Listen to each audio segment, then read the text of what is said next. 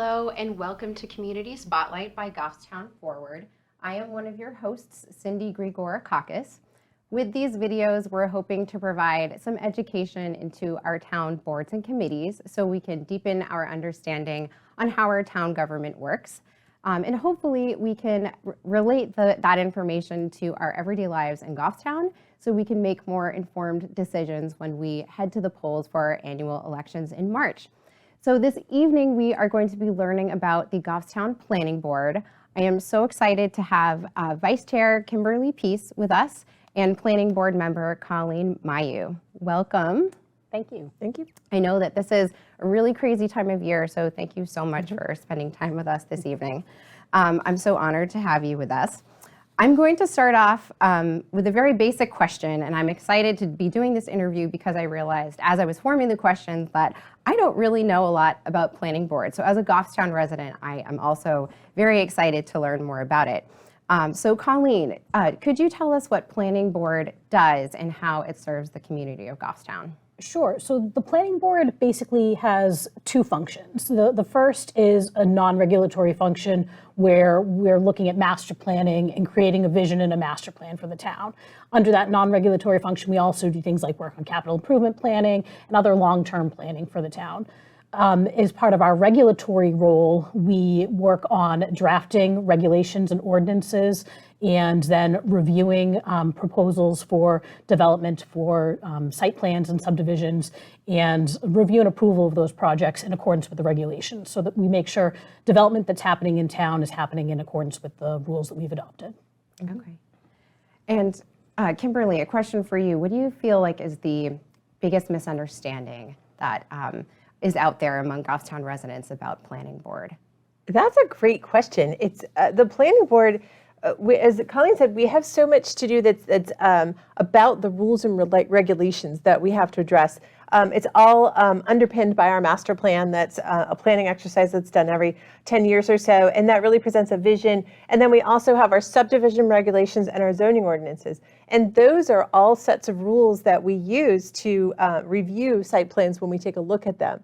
So I think there might be some confusion about our ability to direct the planning in town, because the reality is a homeowner or a site owner, they are required to meet the rules and requirements of our town, the zoning ordinance, the subdivision ordinance, and they're required to address our master planning. But ultimately, we have little control over what they develop where, as long as they meet those rules. So I think there is a little bit frustration or maybe even struggle about the fact that as development happens, we can't necessarily direct it specifically to a purpose. We try as much as we can with our master plan and with the requirements, and we look at those requirements again every year. I know the voters will notice in March there'll be some zoning changes, because every year we look at our rules and requirements and say what works, what doesn't work, what needs to be adjusted.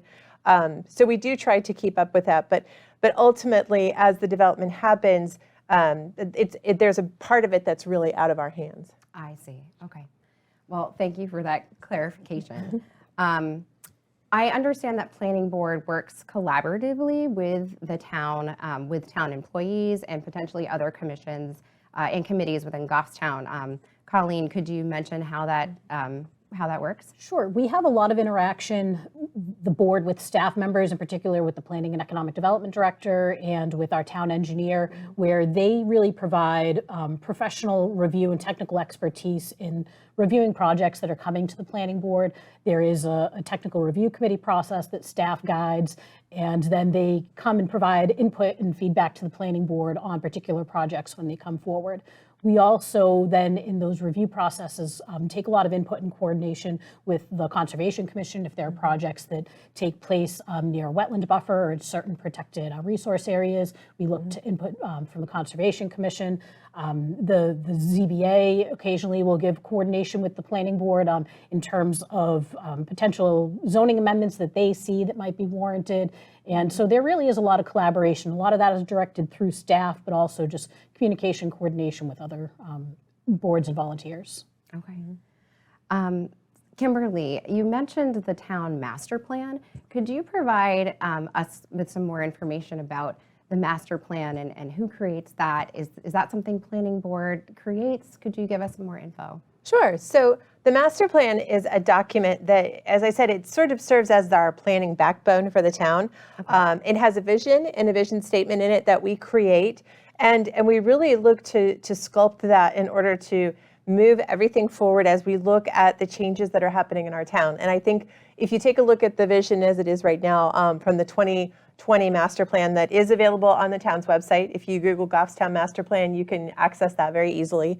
And one of the first pages is the vision statement, which is a balance of our natural and cultural resources, smart economic growth, but also retaining our current culture that we have in the town. So we crafted that wording to really try to focus on what we want to do in terms of planning in our town.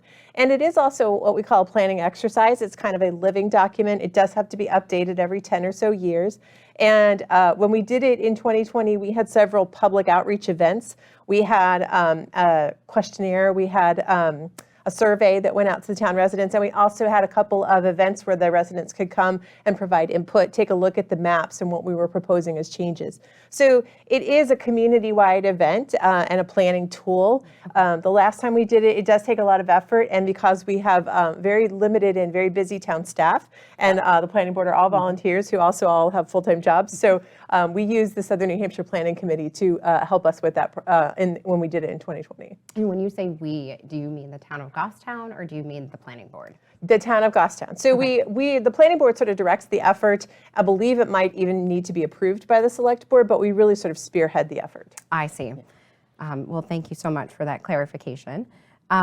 So speaking more generally about the planning board, Colleen, how many members are there and how long are the terms? These are an elected body. Sure, it is an elected body, so there are 7 members. 6 of those are elected planning board members that have staggered terms, 3-year terms, and they're staggered and rotated.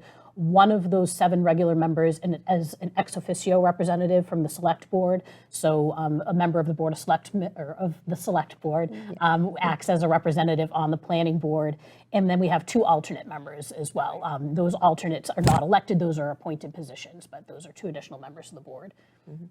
Okay. And Kimberly, how long have you served on the planning board? I know that you're vice chair.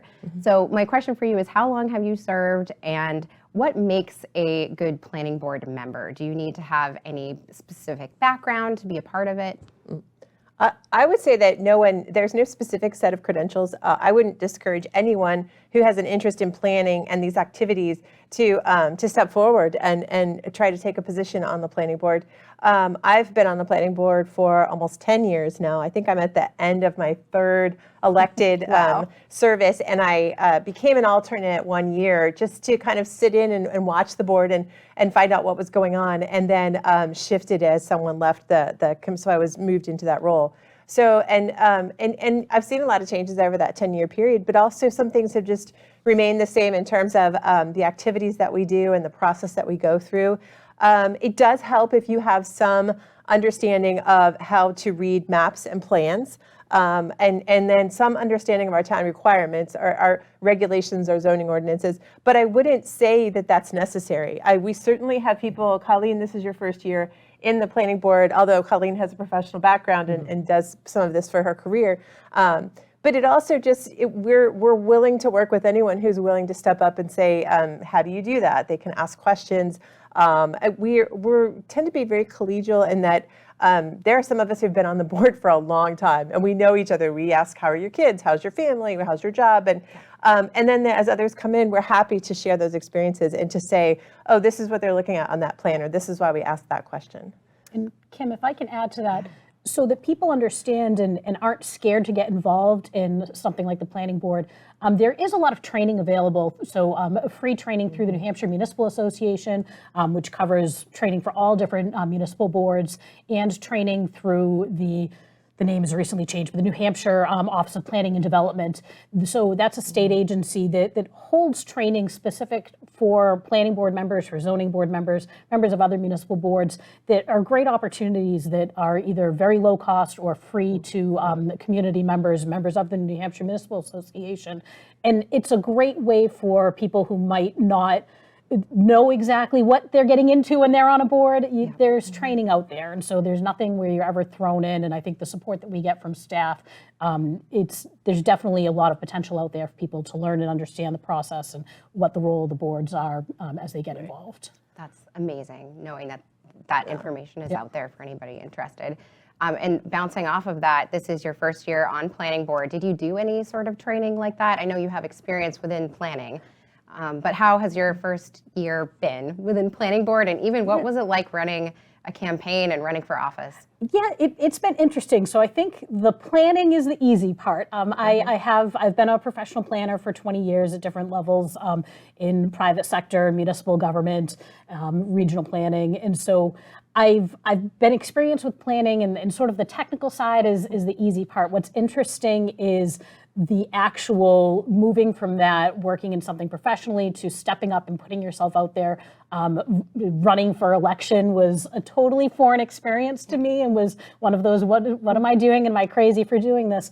But I think the reason that anyone in a community puts themselves out there like that is because they want to do something to help make the community better. And I think planning board is a great chance to really see and help to guide the vision and the growth of our community and manage growth in our community. So it was a little nerve-wracking putting myself out there, but I also met a lot of great people who are very involved in the community and really want to do their best to see Goffstown be a great place or continue to be a great place. So it was a little scary putting it out there. It was, but there was a lot of great support from people too. The town clerk makes the process very easy when you want to register to run for a position, and it's really simple. There's one form and you just get involved, and I think I would encourage anyone who wants to know more about the town or be involved in the town to step up and get more involved. That's great. Well, speaking of the community, as a Goffstown resident, let's say we're driving along, is there any part of the community, any visible part where you can really feel kind of like the planning board's impact within the community of Goffstown? Can you think of any example? That's a great question. Having done this long enough, as I drive through town, I can see certain subdivisions that I think, oh, we changed that, or oh, we shifted that house away from that wetland, or we, I was on the Conservation Commission when we went through the effort of identifying the priority wetlands in Goffstown, so that we protect certain wetlands of certain sizes, so that development has to be restricted away from those buffers and those wetlands. So that was just a fun exercise to be able to do, and to know that those resources are protected.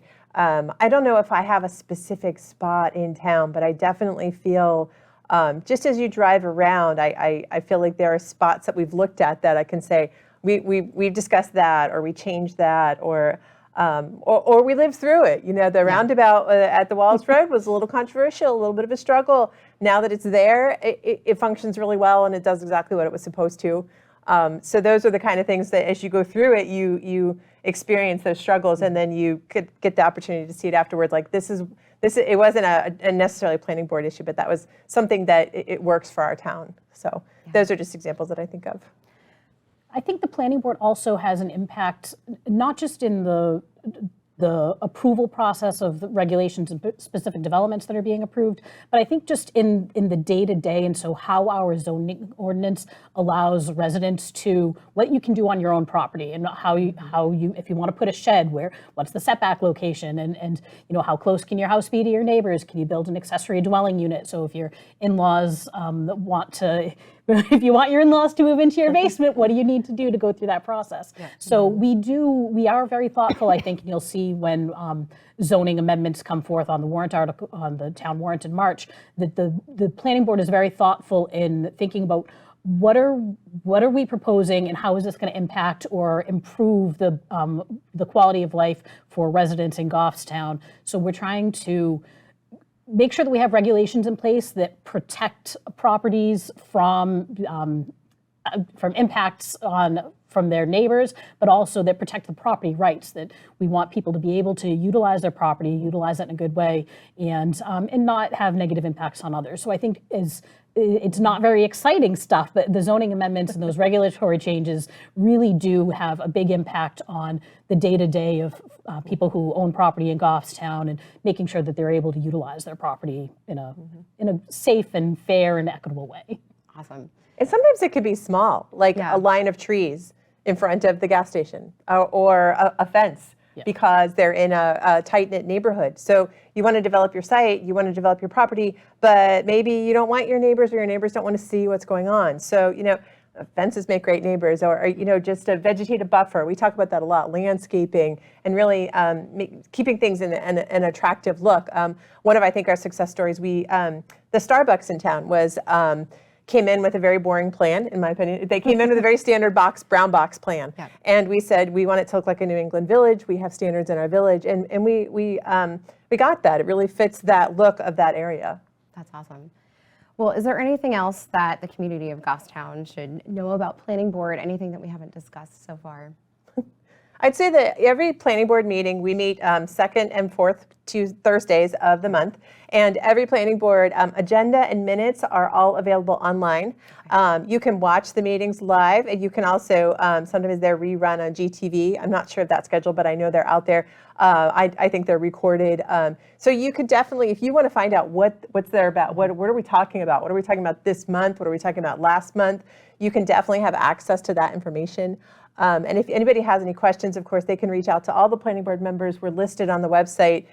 We have emails. And to reach out, as Colleen said, to Joanne Duffy, who is our Planning and Economic Development Director. She's always available to answer questions. Patty Gale, her assistant, Derek Horn, the town administrator. I think most people that I've interacted with over the years that I've been here 23 years, and they're happy to share their experiences if you express a willingness to be involved in the town.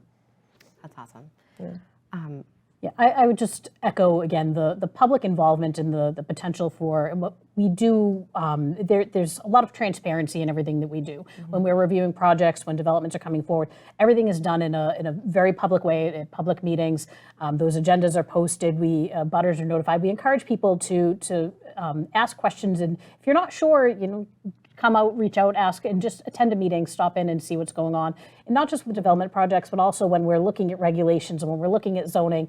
Those public hearings are posted. We love to get input from the public. So that way, when it comes to March and everyone's looking at their ballot and you've got about 4 pages of what are these zoning amendments and what does this mean?